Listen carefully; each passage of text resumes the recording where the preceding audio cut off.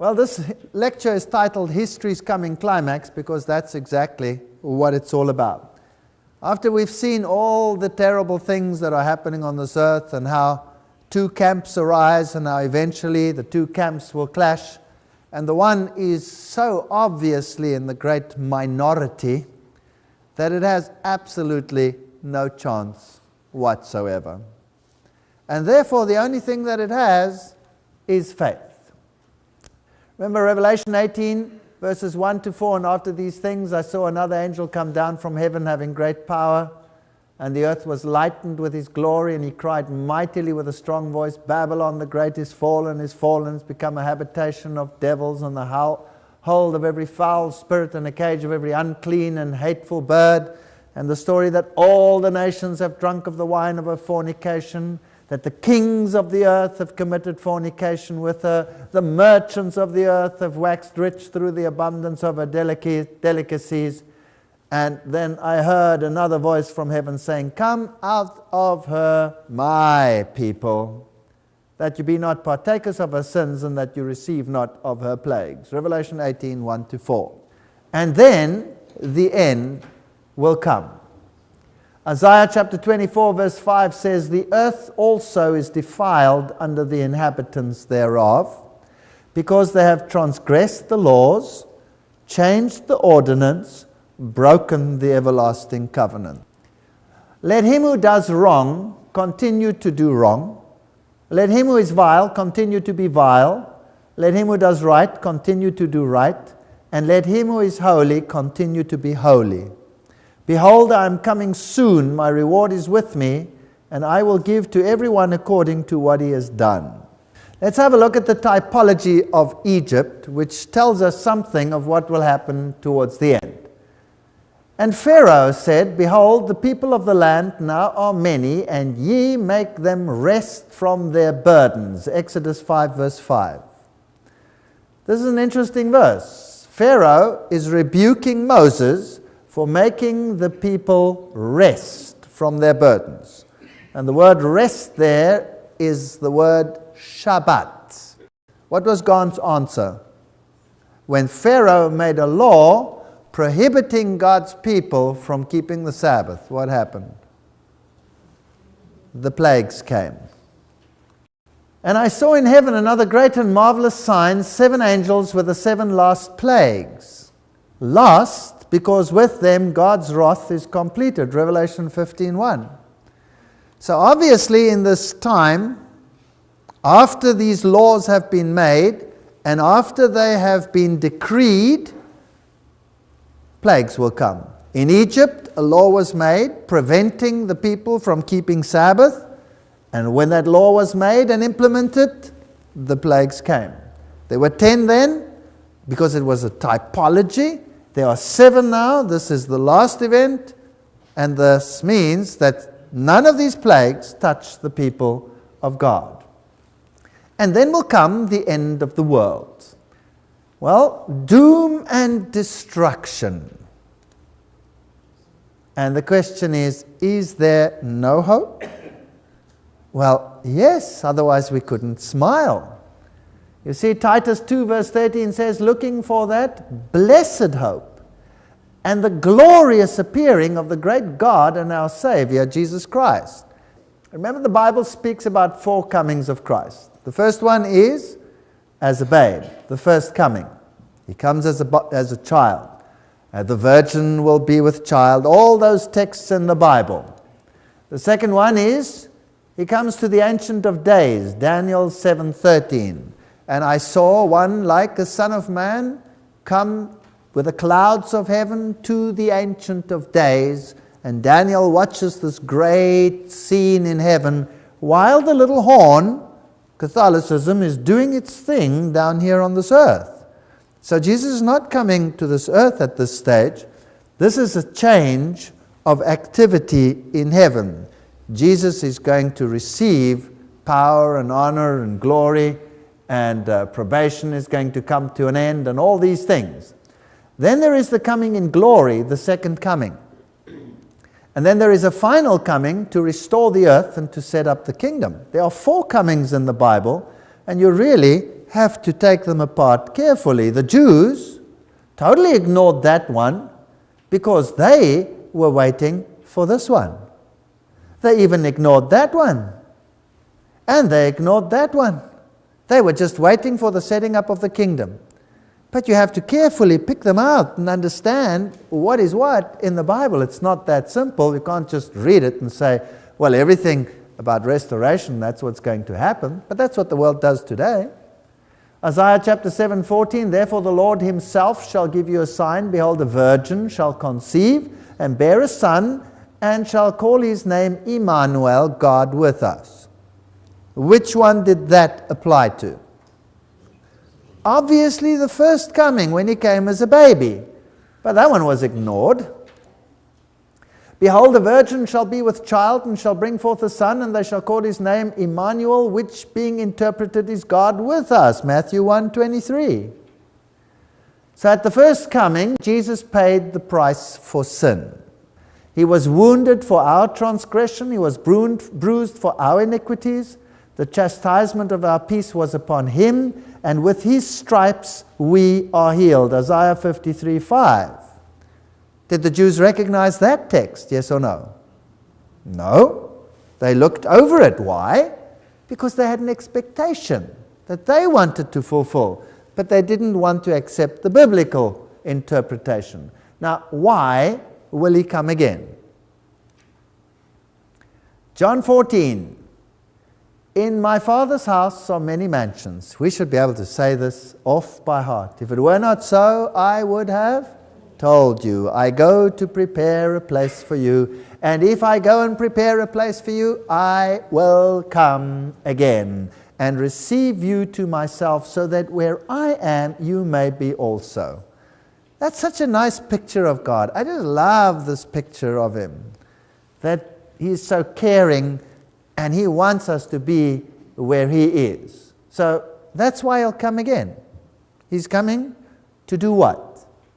So that we can be where he is also, to receive you to myself. So there's a receiving going on over there.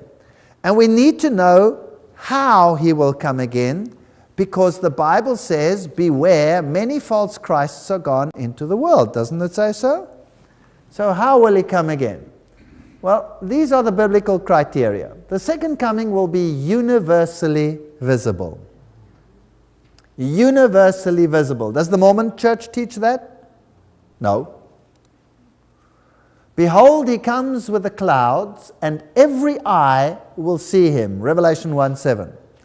Every eye will see him. That means there's nobody who won't know that he's come. How does this text rhyme with a secret rapture? There's a problem there, isn't there? You can't have a secret rapture and every eye will see him, because there's nothing secret about that. For as lightning comes out of the east and shines even to the west, so also will be the coming of the Son of Man. Matthew 24:27. Anything secret about that? I don't think so. That's pretty visible. He will be universally visible when he comes. Now the Bible says he comes with the clouds. Now what does that mean? Does it mean he's coming when it's a rainy day? Who makes the clouds his chariot, who walketh upon the wings of the wind. Psalms 104 verse 3. Now we have to do some Hebrew parallelism here. So the clouds are his chariots. The chariots of God are 20,000, even thousands of angels. The Lord is among them as in Sinai in the holy place. Psalm 68:17. So what does Hebrew parallelism teach him? Jesus is going to come with the angels. So when he comes, he's going to come in glory with all his angels. And how many will see him? Every eye will see him. As lightning from the east shines to the west, so shall be the coming of the Son of Man. And they shall see the Son of Man coming in the clouds of heaven with power and great glory. Matthew 24:30. You see the picture? So this means Jesus is coming with his angels. That's what it means. And when the Lord Jesus shall be revealed from heaven with his mighty angels. 2 Thessalonians 1:7. Matthew 25:31. And when the Son of Man shall come in his glory, and how many of the angels? All the angels with him, then shall he sit on the throne of his glory. So when Jesus comes, all the angels are with him. How many remain in heaven? None. They're all coming to this earth. That is zillions upon zillions upon zillions of angels. Unbelievable sight. Wow, it's going to be something. And when he comes in his own glory and the glory of the Father and of the holy angels. What does that tell you? Can you imagine the glory of the Father? Jesus is going to come with the glory of the Father. Now, if nobody can look upon God and live when he's sinful, what do you think this is going to do to people that have refused to give up sin? It's going to be a problem. And what about those who have been redeemed? What is their only hope of surviving the event? Jesus. To be covered by his righteousness is the only hope that there is. So he's going to come with the full glory of the Godhead and all the angels with him. And the number of them was 10,000 times 10,000 and thousands of thousands. Revelation 5:11. It's going to be a spectacular event when Jesus comes. Acts 1 verse 11. Men of Galilee, what do you stand gazing up into heaven? This same Jesus who is taken up from you into heaven will come in the way you have seen him going into heaven. So how was he taken up? Also with angels. They watched it, they saw him go up, and that same Jesus is going to come back. Not some ghost, the one who said, come, put your hands here and put them in my side and see that I'm real. This is a real Jesus who's coming back. The second coming will also be audible. 1 Thessalonians 4:16, for the Lord himself shall descend from heaven with a shout, with the voice of the archangel, and with the trumpet of God. Everybody will hear it. Second coming will be audible. He shall send his angels with a great sound of a trumpet, and they shall gather his elect from the four winds, from one end of the heavens to the other. Matthew 24:31. So who's going to gather God's people? Is there anything secret or quiet about this? No. So it's going to be a very spectacular event, and all the elect will be gathered from all the corners. Now here's a very important criteria. He will not touch the earth. And the dead in Christ shall rise first. So there's a resurrection of the dead, but it's the resurrection of those who are in Christ.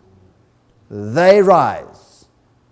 Then we which are still alive, so the living that are in Christ at that time, remain, shall be caught up together with them. The dead that were in Christ and the living that are in Christ will be caught up together with them in the clouds, which means who? The angels that have just gathered them all. And what are the angels going to do with them? To meet the Lord in the air. That's a rapture, but it's not a secret rapture. It's a very loud rapture.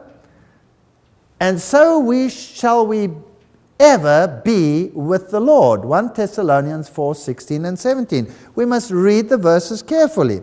So when Jesus comes, every eye will see him. He will not touch the ground. He will send his angels to gather the elect. The voice of God raises the righteous in Christ, only them, and they're all gathered, and then the angels take them up and they meet the Lord in the air. He does not touch this earth. So when you hear that Jesus is here or there or in the inner room, what did Jesus say? Don't go. Don't bother. It's not me. Matthew 24, 26, 27. Therefore, if they shall say to you, behold, he's in the desert, do not go out. Behold, he's in the secret rooms, do not believe it. It's pretty simple not to believe it if you know the truth, right? For as the lightning comes out of the east and shines even to the west, so also will be the coming of the Son of Man. Matthew 24, 26, 27. It's very plain. The Bible makes no bones about it. Nobody should have to make a mistake on this. Now, this is another tricky one. What will take place at the second coming? What does the world teach? Everybody will be converted. Everything will be honky-dory. The Bible hasn't said anything like that up to now. The resurrection of the righteous. That's one of the things that takes place when Jesus comes. For the Lord himself shall descend from heaven with a shout, with the voice of the archangel, with the trumpet of God, and the dead in Christ shall rise first. The dead rise. Those in Christ. Revelation 25:6 will tell us about the others. The rest of the dead did not live again until the 1,000 years were finished. So when do the rest of the dead rise? Obviously 1,000 years later. Is that what the text says, yes or no? Okay. So there are two resurrections.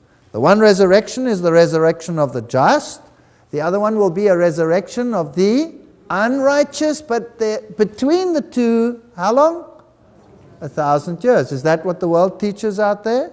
No. Blessed and holy is he who has part in the first resurrection. That makes sense. Which resurrection, if you are dead, would you like to be in? Obviously the first one. The second one could be kind of problematic. So we want to be in the first resurrection. Revelation 25:6. Who is in the first resurrection? Those who are in Christ. Simple as that. So the righteous living, what happens to them? They're obviously not raised from the dead. They are still waiting. And we could be part of that group, you know that? What happens to them? Well, 1 Corinthians 15, 52, 53, in a moment, in the twinkling of an eye at the last trump, that's the same time when Jesus comes, for the trumpet shall sound, we've heard about that, the dead shall be raised incorruptible, and we shall be changed. For this corruptible must put on incorruption, and this mortal must put on immortality. So there's a change. Everything that is mortal disappears.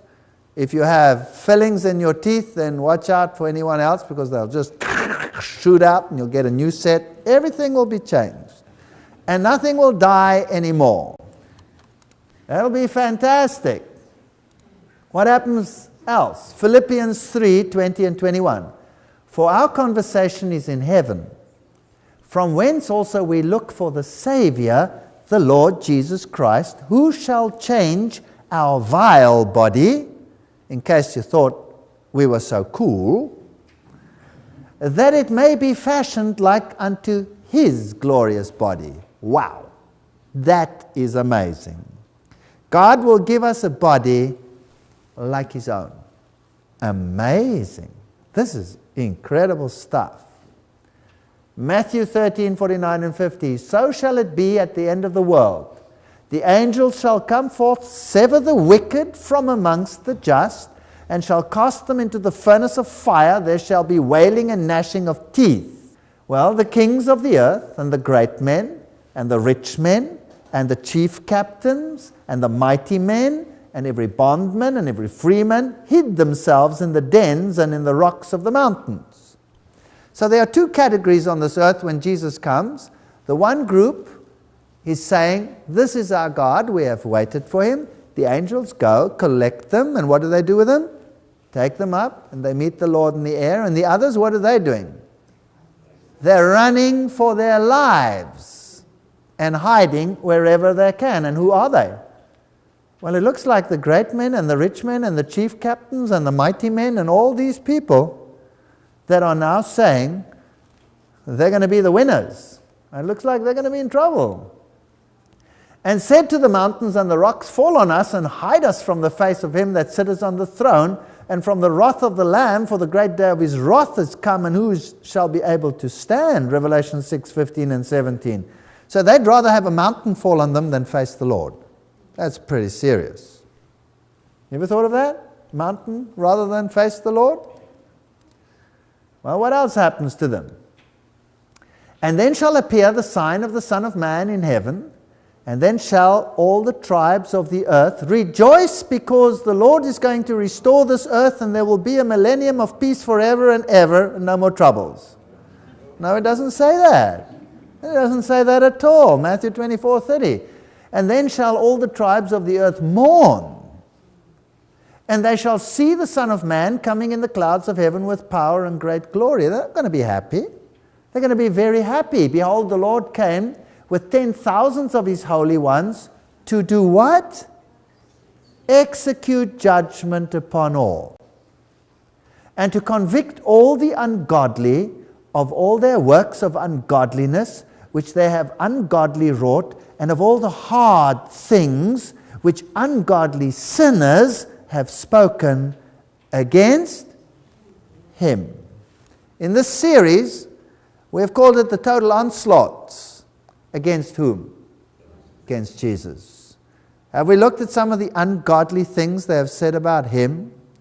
Well, there's a day of judgment coming for them, and they might think they are the winners, but this text says otherwise. Jude 14 and 15 says they're in trouble. They're going to be convicted. There's going to be a judgment. There's nothing to be happy about. There's no conversion here. There is a judgment, an executive judgment. The great day of the Lord is near, and hasteth greatly, even the voice of the day of the Lord. The mighty men shall cry there bitterly. That day is a day of wrath, a day of trouble and distress, a day of wasteness and desolation, a day of darkness and gloominess, a day of clouds and thick darkness, Zephaniah 1:14 and 15. Who teaches this in the world? Have you ever heard this doctrine preached in a church? Never. Nobody preaches it. But that's what the Bible says. All you have to do is read it. 2 Thessalonians 2:8. And then the lawless one, the one who changes the law of God, will be revealed. What happens to him? What happens to the one who dared to change God's law and says, I'm above the Bible, I can do it. Who cares? I can change the precepts of Christ. What happens to him? Let's see. Whom the Lord shall consume with the breath of his mouth, and shall destroy with the brightness of his coming. 2 Thessalonians 2:8. This is tough. Tough medicine. Really tough. So he might have a loud mouth now, but he's not going to have a loud mouth for very long. Jeremiah 25:33, and the slain of the Lord shall be at that day. That's always pertaining to the second coming. Whether you read it in the Old Testament or the New Testament, there's perfect harmony. From the slain at that day will be from one end of the earth to the other end of the earth. They shall not be mourned, nor gathered, nor buried. They shall be as dung on the ground. Jeremiah 25:33. Why will they not be gathered? There's nobody to gather them. Why will they not be buried? There's nobody to bury them. Where are those that could perhaps bury them? They're gone. And not secretly either. Is it biblical so far? I'm just reading the Bible. I will utterly consume all things from off the land, says the Lord. I will consume man and beast. I will consume the fowls of the heaven and of the fishes of the sea and the stumbling blocks with the wicked, and I will cut off man from off the land, says the Lord. Did the animals sin? Why is the Lord going to destroy all the animals as well? You see, the animals, through sin, are suffering. And the animals have become degraded and diseased. If you look into paleontology, you will find that the animals were huge in the past. Everything was much, much bigger than today. I bet you no dog ever got hip displacement.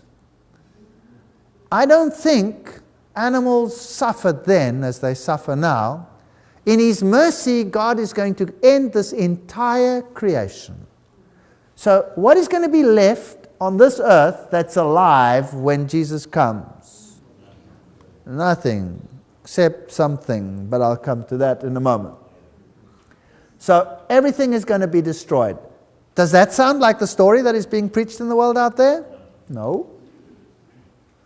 Right, Psalms 110, the Lord is at your right hand, and He will shatter kings on the day of His wrath. He will execute judgment among the nations, filling them with corpses. He will shatter chiefs over the wide earth. Psalms 110, 5 and 6. So what's going to happen to all these people that had such loud mouths against Him? They're going to die. They're going to die. Jeremiah 4, 23 to 8. I beheld the earth, and indeed it was without form and void, and the heavens, and they had no light. I beheld the mountains, and indeed they trembled, and all the hills moved back and forth. I beheld indeed there was no man, and all the birds of the heaven had fled. Is there harmony between the prophets? Yes or no? Absolutely. And I beheld, and indeed the fruitful land was a wilderness, and how many of the cities? All its cities were broken down at the presence of the Lord, by His fierce anger. For thus says the Lord, the whole land shall be desolate, yet I will not make a full end, for this shall the earth mourn, and the heavens above be black, because I have spoken, I have purposed, and I will not relent, nor will I turn back from it. So although everything is killed here, it's not over yet. There's still more to come. Lots of interesting things are going to happen, and we have to unravel it. So now, the secret rapture. Matthew 24, 38 to 42. For as in the days of the flood, they were eating and drinking, marrying and giving into marriage until the day that Noah entered the ark, and did not know until the flood came and took them all away. So also will the coming of the Son of Man be. They will all be taken away, as we saw. Then 2 men will be in the field. One will be taken, the other left. 2 women will be grinding at the mill. One will be taken, the other left. Watch therefore, for you do not know what hour your Lord is coming. This is the text that they use to substantiate the secret rapture. Where does it say one will be taken secretly and the other one will be left? Does it say that? No. All it says, one will be taken, one will be left. In other words, the righteous one, what will happen to him? Angels will gather him and take him what? To meet the Lord in the air. The unrighteous one, what happens to him? He just has to remain here and be dead. That's it. There's no secret rapture here. Is there any disharmony between this and what we've read? No. Dispensationalists claim that Antichrist will arise after the secret rapture.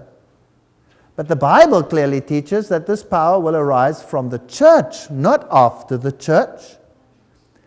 1 John 2, 18 and 19, little children, it is the last hour, and as you have heard that the Antichrist is coming, even now many Antichrists have come, by which we know that it is the last hour. They went out from us, but they were not of us. For they had been of us, they would have continued with us, but they went out that they might be made manifest that none of them were of us. So, if dispensationalism teaches that the Antichrist will come in the future, and he will come not from the Christians, but from another society that will persecute the Jews, that is what they claim, that's not biblical. It's not biblical. And in any case, the Antichrist doesn't come in the future. He arose, as we saw, in Roman times already. He comes out of the fourth beast. He comes out of Rome. So dispensationalism cannot be right. It cannot be because it's not biblical. But you know that virtually the entire Pentecostal world and the Baptist world teaches this. It's not biblical. There is no second chance gospel. The secret rapture teaches a second chance gospel. It teaches that those who are sinful will get another chance. And as it is appointed unto men once to die, but after this the judgment. There's no second chance. Hebrews 9:27. You decide now or never. Let the wicked forsake his way, and the unrighteous man his thoughts, and let him return unto the Lord, and he will have mercy upon him, and to our God, and he will abundantly pardon. Isaiah 55:7. There is no multiple choice here.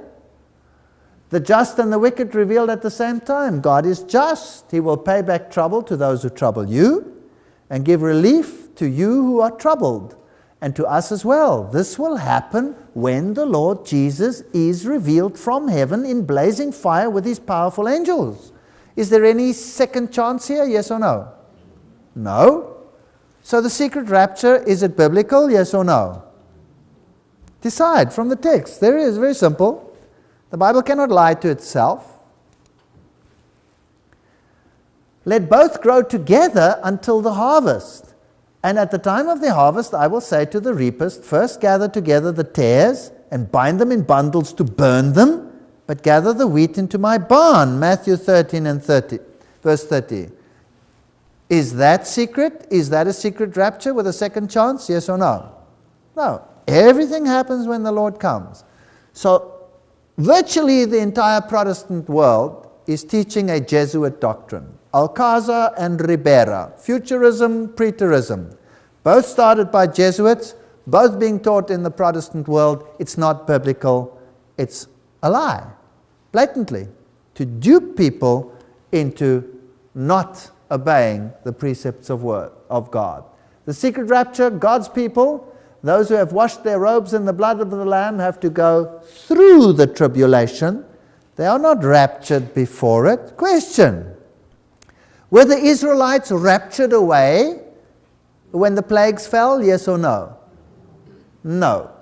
They were there and they saw a difference between them and the other. And then they were taken away.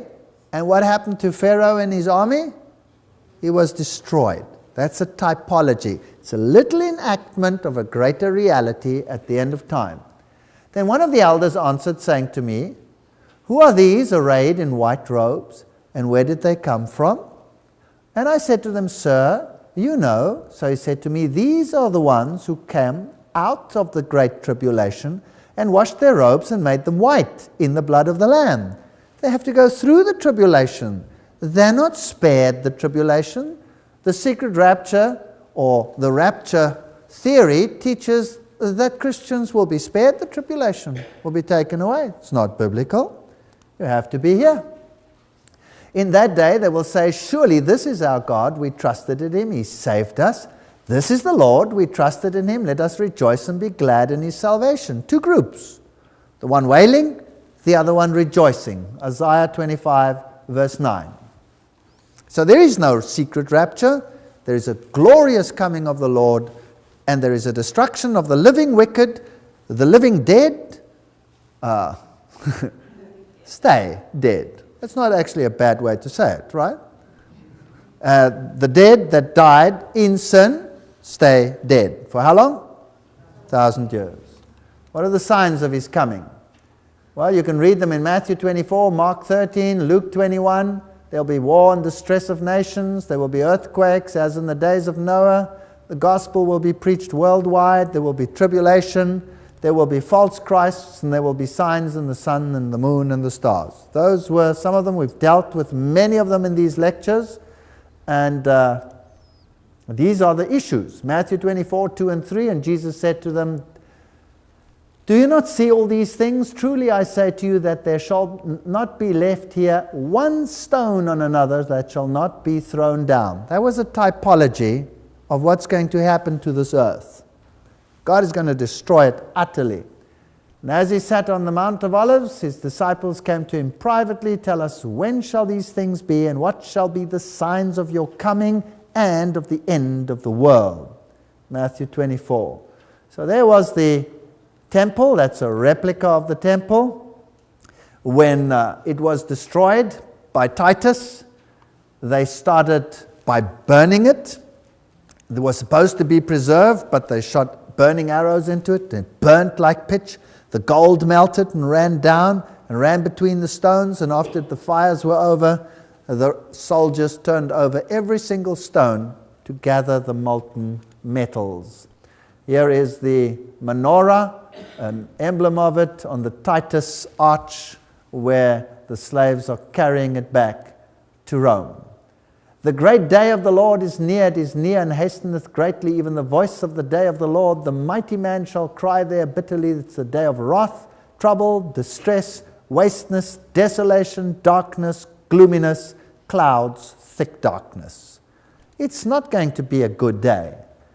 And there shall be signs in the sun and the moon and in the stars, and upon the earth distress of nations with perplexity, the sea and the waves roaring, men's hearts failing them for fear. Not a joyful time. Luke 21, 25 and 26.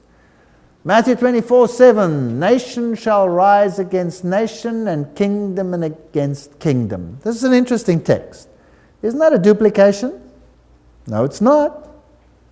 And there shall be famines and pestilences and earthquakes in diverse places. Nation against nation, kingdom against kingdom. The word nation there in the original is the word ethnos.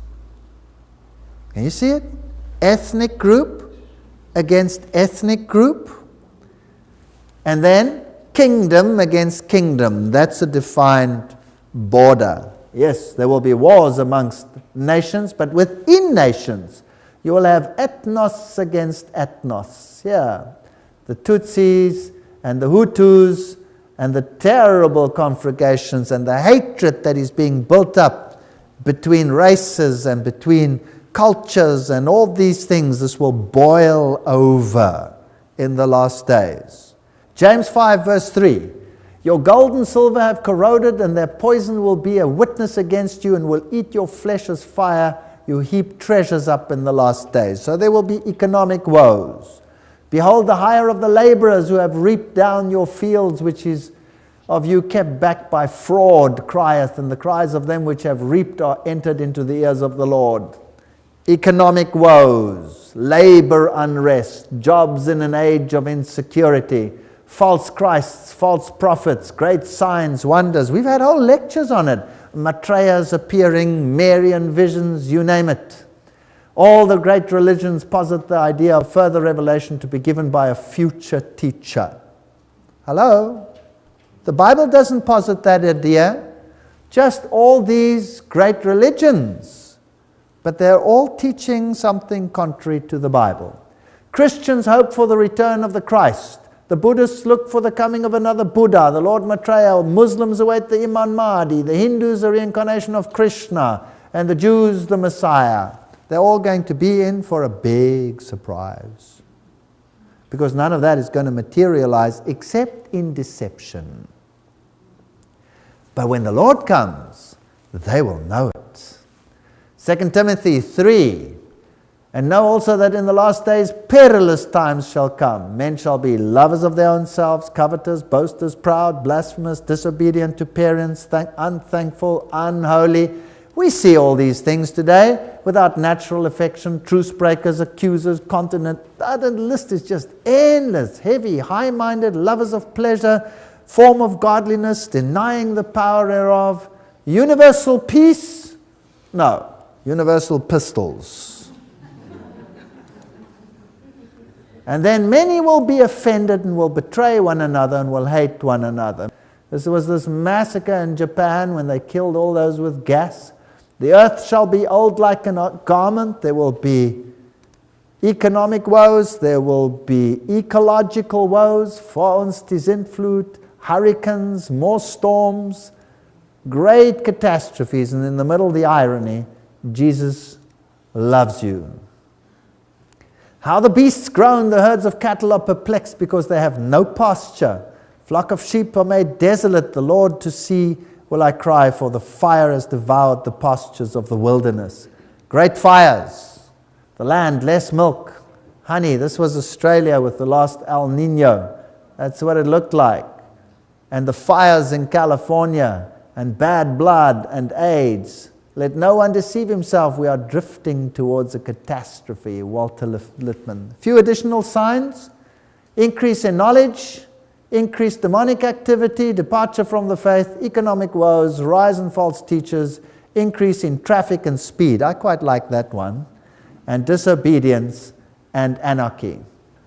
But thou, O Daniel, shut up the words and seal up the book, even to the time of the end, then knowledge shall be increased. The word of God will be made plain. There will be literal knowledge as well, which will increase, and that will help to spread the gospel.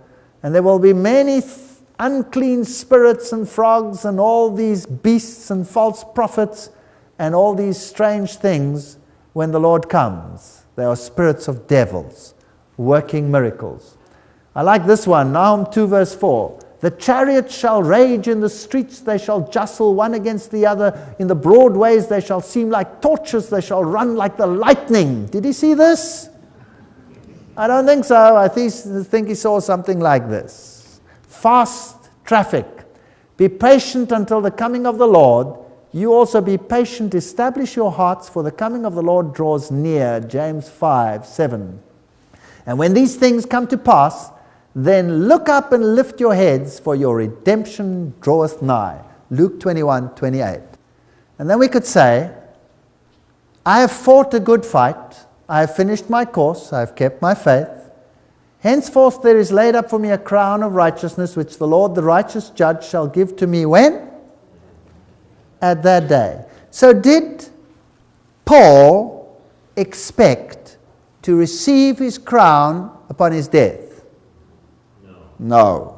He was expected to receive it at that day, and not to me only, but unto all them that love his appearing.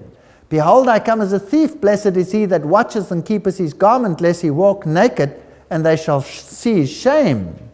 Revelation 16:15. So some people won't even know that he's coming. For yourselves know perfectly that the day of the Lord cometh as a thief in the night. So this is often used, for the secret story. For when they shall say peace and safety, then sudden destruction comes upon them as travail upon a woman with child, and they shall not escape. But notice this verse. But ye, brethren, are not in darkness, that that day should overtake you as a thief. So if you know your Bible, should you be caught unawares, yes or no? No. Shouldn't be a surprise. But those that are expecting wonderful things and a millennium of peace and all of these things, will they be surprised? Oh yeah, they're going to be surprised, very surprised. For the Father judges no man, but has committed all judgment unto the Son. John 5:22. Papacy says the judgment seat belongs to it. No. Papacy, you're wrong. All judgment belongs to the Son. But the judgment shall sit, and they shall take away his dominion, papal dominion, to consume and to destroy it to the end. Daniel 7:26. This is a reference to the little horn power, the papacy, whose dominion will be taken away. Daniel 7:13 and 14. And I saw in the night vision, and behold, one like the Son of Man come with the clouds of heaven, and he came to the Ancient of Days, and they brought him near before him. This is not the coming of the Lord. This is something totally different. And there was given him dominion and glory and a kingdom, that all people, nations, and languages should serve him. His dominion is an everlasting dominion which shall not pass away, and his kingdom that which shall not be destroyed. So the coronation takes place in heaven. Jesus takes off his priestly robe, and he puts on his kingly robe. Probation ends, and then plagues come upon this earth, and after that the Lord comes again. And behold, I come quickly, and my reward is with me, to give every man according to his work shall be. Revelation 22:12. The Bible says there will be a time of trouble such as never was since there was a nation, even to that same time. Daniel 12:1. So in this time, after this close of probation, there will be a terrible time of trouble. Plagues will fall. We'll go into the details of that later. 1,000 shall fall at thy side, 10,000 at thy right hand, but it shall not come nigh thee. Internalize these promises. Only with thine eyes shalt thou behold and see the reward of the wicked. This is the biblical story. Because thou hast made the Lord, which is my refuge, even the Most High, thy habitation. Then they gathered the kings together to the place that in Hebrew is called Armageddon. Revelation 16:16. The Greek word for place is topos. And topos has a literal meaning as well as a metaphorical meaning. So the latter means a state of mind. So you can have a state of mind that will lead to something. So Satan will induce a state of mind in the people of the world that will compel them to seek the death of those who refuse to obey their dictates. Does that make sense? Joel calls it the Valley of Jehoshaphat. Okay? Zechariah states that the nations will be gathered to Jerusalem, meaning that they will fight against God's people. Now, either the one or the other. I will gather all nations and bring them down to the Valley of Jehoshaphat, Joel 3:2. I will gather all nations to Jerusalem to fight against them, Zechariah 14:2. Is the Bible contradicting itself? I don't think so. You see, what the Bible is doing here, it's describing a typology.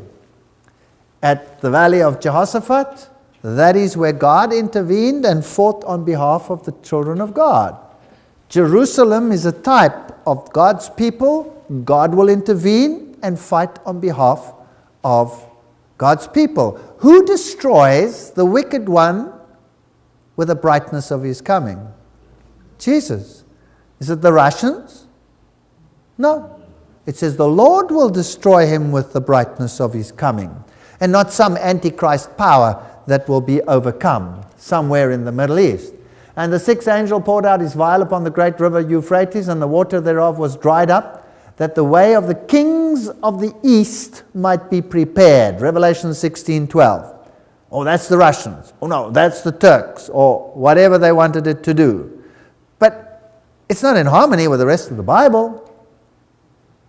Now here is the actual valley, and up there Ahab had his fortress.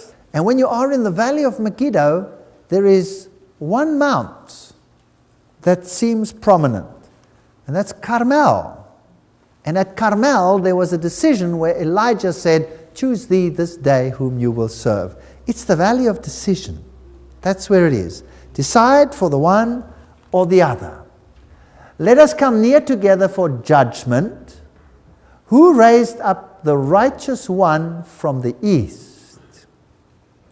Called him to his foot, gave the nations before him, and made him rule over kings. He gave them as the dust to his sword, and as a driven stubble to his bow. Isaiah 41:1-2. What is Isaiah implying here?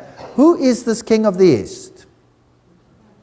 It's the Messiah. It's Jesus. Yes, it's the Messiah. Are we absolutely sure? Let's have a look.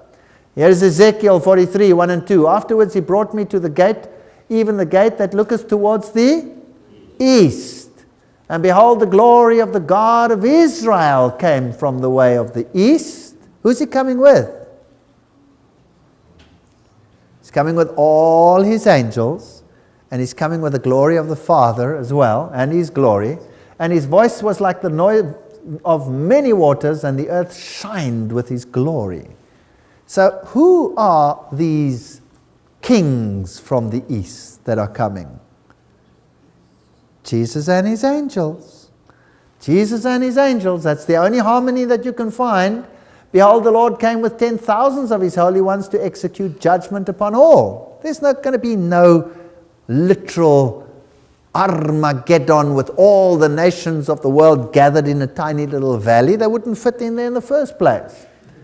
And to convict all the ungodly of their works of ungodliness which they have ungodly wrought, and of all the hard things which ungodly sinners have spoken against them. That's what's going to happen. And he had been clothed in a garment dipped in blood, and his name is called the Word of God. And the armies of heaven. Are we getting the picture? What war is this going to be? It's going to be a heavenly war, heavenly intervention. The armies of heaven followed him on white horses, clothed in fine linen, white and clean.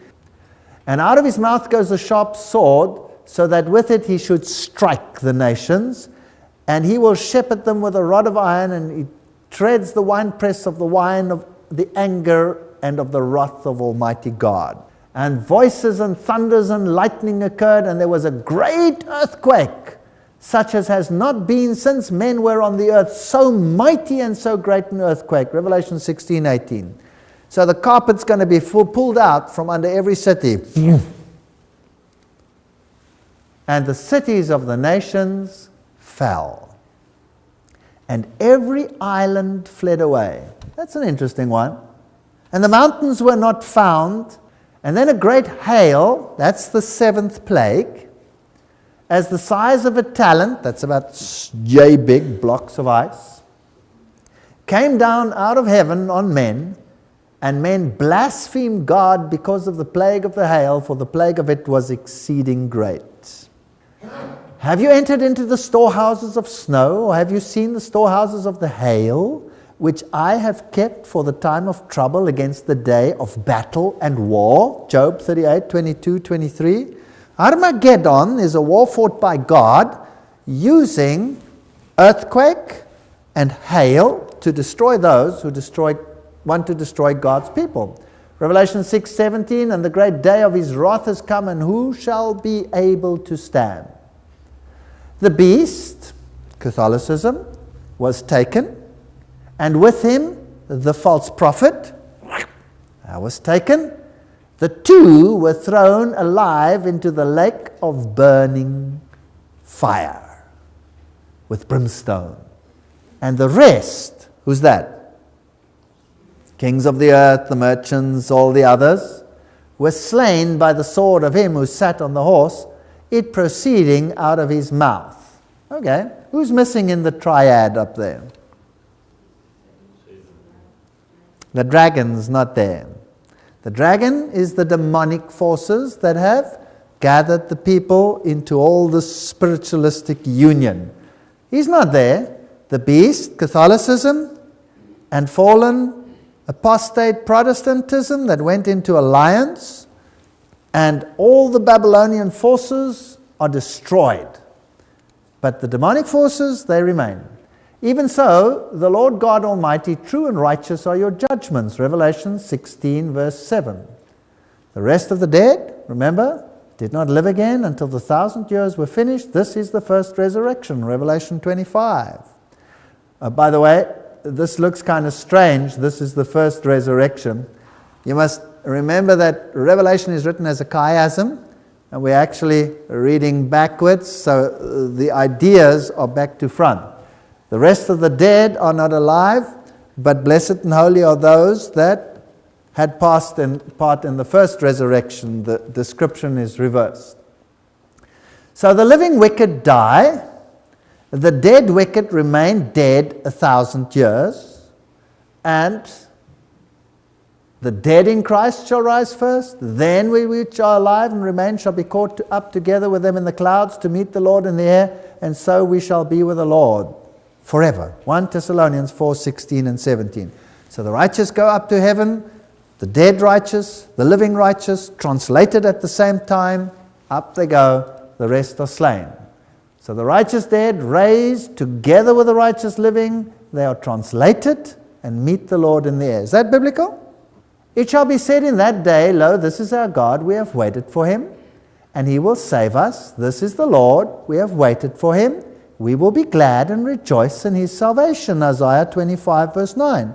Either you belong in the group that rejoices, or you belong in the group that weeps and wails. 2 Timothy 1:12.